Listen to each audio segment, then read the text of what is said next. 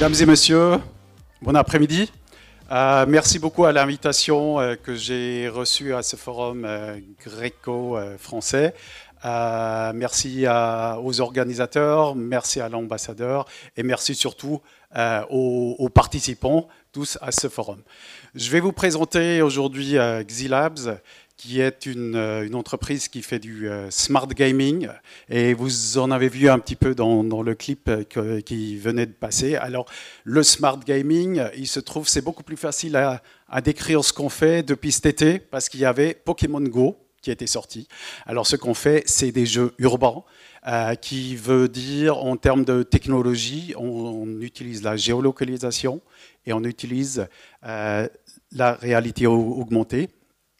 Mais je dirais ce qui est le plus important dans l'expertise que nous on a acquis depuis maintenant presque 7 ans, qu'on est basé sur Paris, on a fait une trentaine de jeux, c'est l'expérience utilisateur. Je pense de jouer des jeux à l'extérieur, c'est très différent que jouer des jeux conventionnels, parce que vous êtes situé dans la sphère publique. Et en fait, le joueur, du coup, il joue accompagné avec des non-joueurs. Et du coup, de gérer cette situation est très spécial. D'un côté, il y a toutes les règles sociaux qui déterminent ce qu'un joueur peut faire, ce qu'il n'est pas prêt à faire dans la sphère publique. Deuxièmement, il y a l'utilisation du téléphone portable. Tous nos jeux sont sur téléphone portable ou sur des wearables.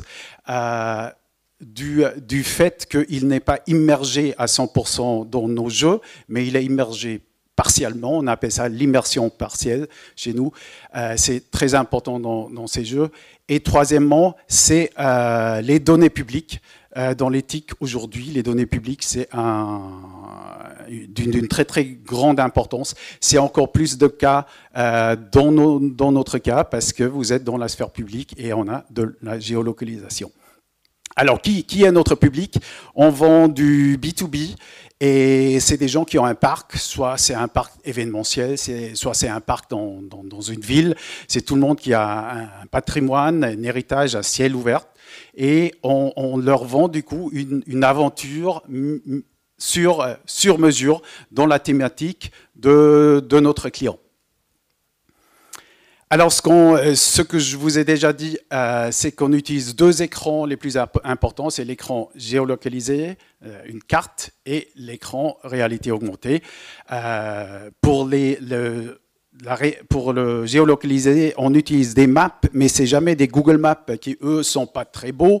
Ils sont très fonctionnels, ils sont pas très beaux. Nous, on fait des maps sur mesure qui sont adaptées à la narration, à la thématique de notre client.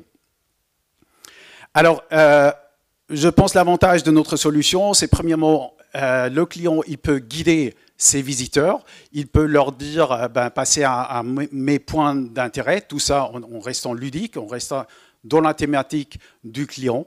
Deuxièmement, le client, il guide le regard des visiteurs. Il peut dire aux visiteurs de regarder plutôt là-bas au coin d'un immeuble, parce qu'il y a une petite statue qui est importante. Et troisièmement, on valorise la marque, parce que l'utilisateur, il reste pendant 20 minutes, 40 minutes dans cet univers du client. Alors, pourquoi nous, on est venu à Athènes? D'abord, pour trouver des partenaires, 2 types de partenaires. D'un côté, des partenaires commerciaux, parce qu'on cherche quelqu'un qui pourrait vendre nos produits en Grèce, du coup, qui connaîtrait déjà notre clientèle. Et deuxièmement, parce qu'on est intéressé en R&D, on est intéressé justement dans cette immersion partielle, dans ce qu'on appelle Situation Awareness, qui passe par les smartphones. Alors tout le monde qui aurait des questions ou des propositions de partenariat passées, je suis ici cet après-midi. Merci.